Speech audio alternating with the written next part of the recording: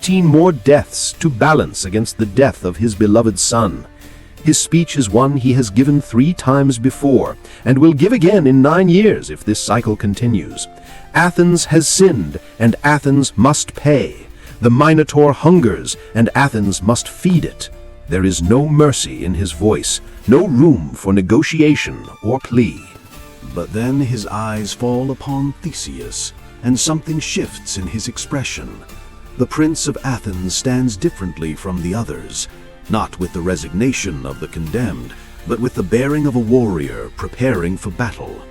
His eyes meet the king's without flinching, and in that gaze, Minos sees something he has not seen in previous tributes: defiance.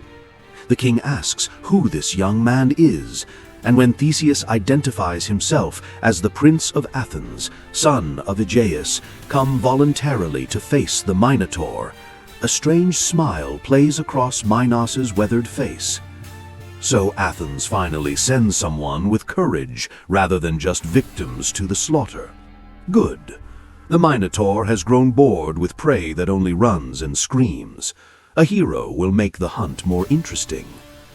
But it is not King Minos whose attention Theseus has captured most completely. Beside the throne, Princess Ariadne leans forward, her dark eyes fixed upon the Athenian prince with an intensity that makes her sister Phaedra glance at her in surprise. In the princess's face, something is stirring, an emotion she has never felt before, or perhaps a rebellion against the endless cycle of death that has defined her life in this palace of wonders and horrors. That night, as the tributes are locked in the palace dungeons to await their morning doom, Ariadne paces her chambers high in the palace, unable to sleep. For years, she has watched the tributes arrive every 9 years, has seen the terror in their eyes, has heard their screams echoing up from the labyrinth below. She has grown numb to it, accepted it as the price of her father's grief and Crete's honor. But something about the Athenian prince has shattered that numbness. The way he stood before her father without begging for mercy or accepting defeat. The way he comforted the other tributes even though he faces the same doom. The courage in his eyes, burning like a flame that refuses to be extinguished by the darkness surrounding it. Ariadne knows things that few others in the palace know. As the eldest daughter of Minos, she has been privy to secrets, has access to knowledge that could mean the difference between death and survival in the labyrinth. She knows where the monster sleeps and when.